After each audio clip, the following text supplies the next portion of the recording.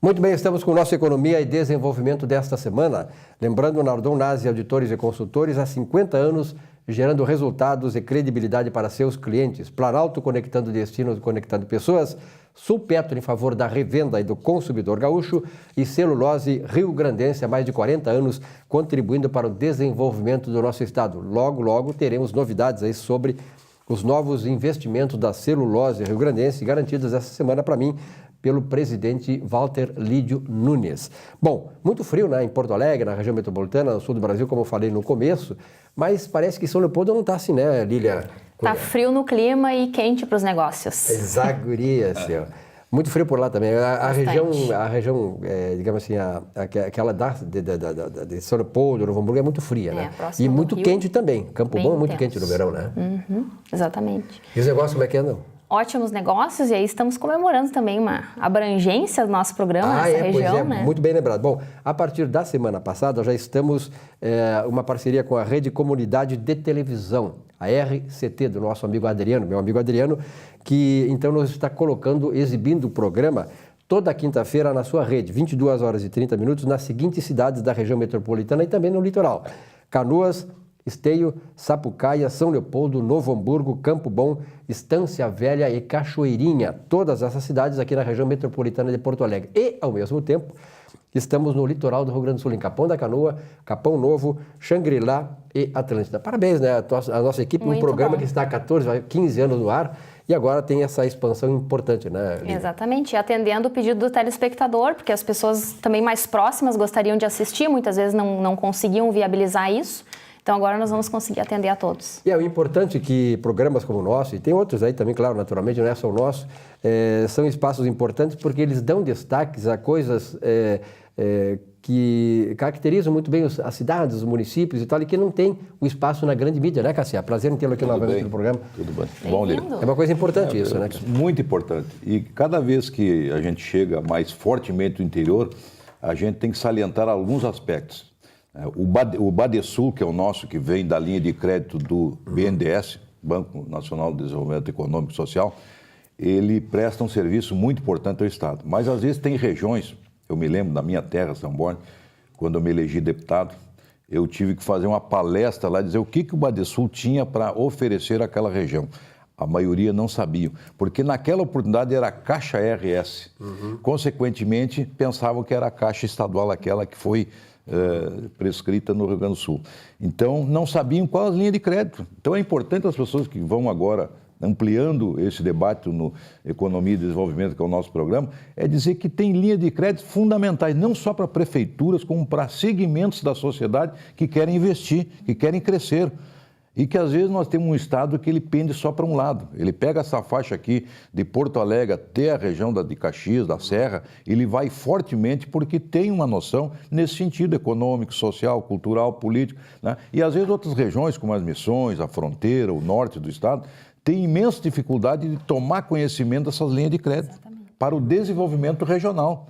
Tá? Então, não é só o Banrisul. O Banrisul tem o seu foco, né, num público mais economicamente mais baixo, tem outro tipo de desenvolvimento. Né? O Banco do Brasil, outro tipo de desenvolvimento, nós já falamos aqui. A Caixa Federal, outro tipo. Exato, né? Que é mais da construção civil, mais da... Então, são focos. Mas o BNDES tem linha de crédito com valores, por exemplo, crédito com juros de a 0,67, 0,65, agora subiu um pouquinho, mas é um juro, às vezes, de 5% a 7% ao ano para o projeto lá que vem desenvolver a cidade e a região. Então, esse aspecto é muito importante. Falei desse lado econômico. Agora falo, e não posso esquecer, porque fui vereador 2 vezes da capital e 2 vezes deputado, de que você aí deve acompanhar a política. A política que está hoje prejudicando a parte econômica, principalmente pelo corporativismo nas nossas instituições, principalmente o Congresso Nacional, principalmente entre 513 deputados na Câmara Federal. Ou seja, quando quer mexer alguma coisa, o corporativismo manda. Eu já disse aqui várias vezes que nós tivemos de 504 a 513, que é a maioria da Câmara Federal, em presenças e impeachment, seja do Collor ou agora da Dilma. Mas isto não é a norma do Senado e da Câmara, principalmente da Câmara Federal. em média, estão sempre 250 a 300. Por que lá tem um processo, por exemplo, os líderes decidem a matéria e votam por aclamação. Quando vai para o voto nominal, no plenário, vocês têm visto, aí se nota quantos deputados vão. Ou seja, não chega muitas vezes a 300, quase nunca. Então isso prova que o corporativismo manda. Por que aclamação? Porque a aclamação levanta a mão, ganhou isso aqui. Né? Tira a possibilidade do deputado subir a tribuna. É mais impessoal, né? Uma coisa mais impessoal. O cara numa Por que multidão, os deputados reclamam? Ele não quer assumir aquele que tem voto. ideia, claro, aquele que tem ideia diferente, ele não consegue se expressar. Aquela minoria que são os líderes, eles tratam no gabinete a matéria que vai ser votada e votam por aclamação. Não dão possibilidade do contraditório. O chamado baixo clero, Exato, normalmente que fica ali. Contraditório. Ou seja, não dão oportunidade do contraditório fazer, eu não voto por causa disso, para nós poder saber. Então, a aclamação é perigosa. Ela não aparece no visual do placar e, consequentemente, isso faz com que nós não saibamos, na realidade, o que tem por dentro. No bojo do projeto pode ter algum embuste. Agora mesmo aí teve que eu sou a favor do aumento dos funcionários federais, só que dentro desse projeto tinha um que criava mais de 14 mil cargos. Isso nós não somos a favor. E só tem uma coisa, esse 14 mil cargos, essa criação de 14 mil cargos já era do governo anterior. Exato. Mas então não ficou bem claro naquela votação, porque não havia o debate. Foi por aclamação. Então, esse é o perigo da aclamação. Então, eu acredito que, num ano eleitoral que você é do interior aí, preste bem atenção no seu candidato. Por que ele quer ser candidato? De onde que ele veio? Qual a família dele? O que ele fazia antes? Para depois não pagar caro por um voto que, olha, eu não sabia que o fulano era desse ramo, era daquele. Não, ele tem que ser transparente, ele tem que ser claro e, principalmente, um político sem caráter, naturalmente, você não terá um bom político.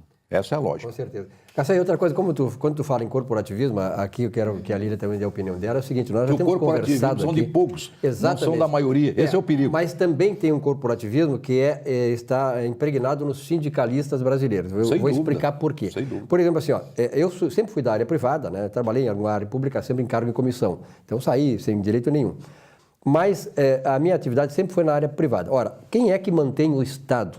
O Estado é mantido pela iniciativa privada, pela riqueza gerada pela iniciativa privada. Ora, quando há iniciativa privada, que é... Por sinal, os governos, no meu entender, não devem se meter em tudo. Exatamente. O governo tem que ter prioridades, que é, naturalmente, que nós conhecemos, saúde, educação, segurança, desenvolvimento, possibilitar. O BNDES agora, por exemplo, vai fugir um pouquinho desse lado e vai dar concessões. Quer empreender aqui? Bom, tem aqui juro, tu vai ter que empreender com concessão para desenvolver o país. Naturalmente, do Estado e do município. Isso aí é uma solução para o problema que eu estava apontando. Ou seja, assim, por exemplo, eu não acho que seja certo, nunca achei isto, que o setor público, os funcionários públicos, sejam em nível federal, municipal ou estadual, eles estejam imunes às crises econômicas. Explico por quê. Ou seja, o funcionário, claro que ele merece, e todo trabalhador merece ter a reposição da inflação. E nada mais é do que repor o direito, o poder de compra do seu salário. Tudo bem. Só que é inadmissível, né, que os funcionários, que os sindicalistas brasileiros, sobretudo a CUT hoje, faça como fez no governo passado e vai estar tentando fazer agora, querer ganhos de produtividade quando a economia está decrescendo. A economia brasileira decresceu 10% nos últimos 3 anos, 10%. Então, como é que eu vou tem que levar em consideração. Colocar na reposição salarial, dar um ganho de produtividade para o funcionário, se a fonte de riqueza secou, está secando, está diminuindo? Então, isto é que os sindicalistas têm que entender nesse momento que uma negociação é melhor do que perder o emprego. É melhor tu garantir a reposição do salário do que tentar ter ganho de produtividade quando a economia está caindo. Para quando a economia novamente funcionar e lá negociar. Olha, agora nós queremos a produtividade conforme o que a empresa está ganhando. Quer dizer, uma coisa puxa a outra. Não adianta tu querer quebrar a empresa. Aquele equilíbrio entre o capital e o trabalho deve existir.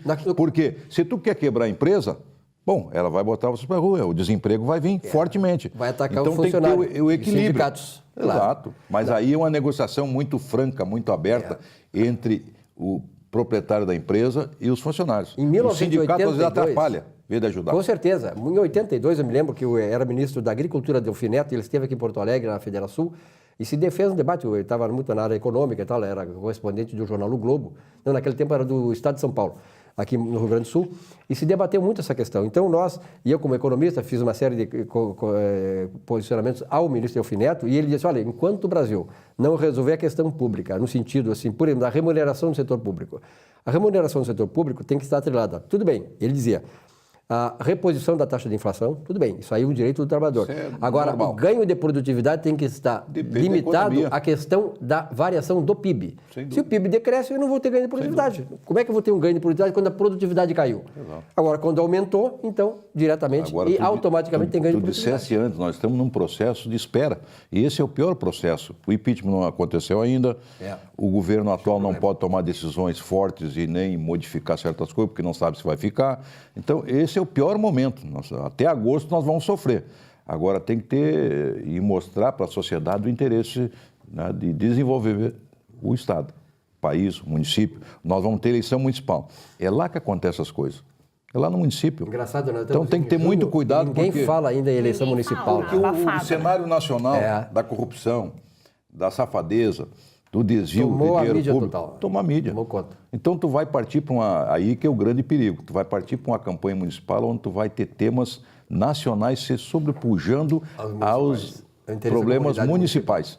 E isso é perigoso, porque tu acaba elegendo alguém que às vezes não falou sobre saúde, sobre educação, sobre problemas da cidade. E isso é perigo. Muito cuidado quem está nos ouvindo aí. E aí, Lília, qual é a tua balizada opinião? Eu acredito que a gente só consegue mudar esse cenário todo quando as pessoas começarem a perceber que elas fazem parte do cenário, independente se é funcionário de empresa privada, fazem parte pública, da solução do problema fazem também, parte do cenário e inclusive são protagonistas, são responsáveis pela solução, né? Agora, no momento em que a gente não quer ceder nem de um lado e nem de outro, fica bem complicado. Eu falo como professora de instituição privada, o nosso dissídio não foi o esperado, porém é o que nós temos nesse momento, porque o pior é ficar desempregado realmente, né? Sem dúvida. E tem que dialogar, porque a situação do país é muito grave.